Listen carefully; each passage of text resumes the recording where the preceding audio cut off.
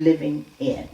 What kind of a house are you living in?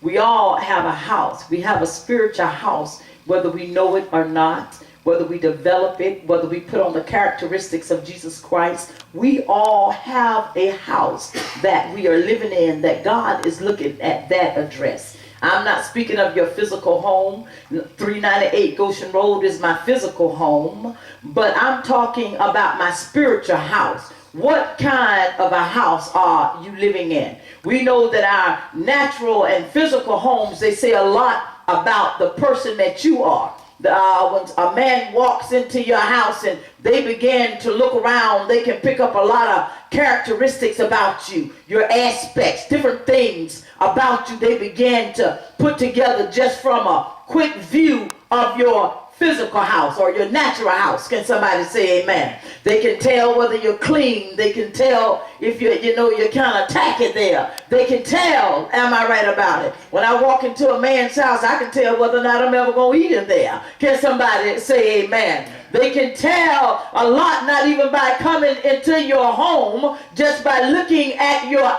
outward appearance, tells a man a lot about who and what that you are on the inside. Can somebody say amen? Amen. So today we're going to talk about that house that's most important.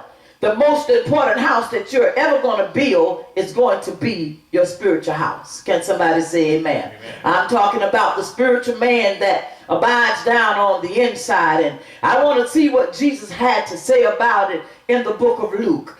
At the 44th verse, he said, it reads, "For every tree is known by his own fruit. For of thorns men do gather figs, not of a bramble bush gather they grapes." I want you to know that a bramble bush is a spine and it has thorns in it. And what Jesus is saying here is you can't get what you didn't plant. Can somebody say amen? If you didn't plant grapes, you're not going to get grapes. If you plant grapes, you're not going to get apples. Can somebody say amen? So Jesus is letting you know that there is a process that must take place in order for something to be produced from you. Can somebody say amen? Amen. And Jesus goes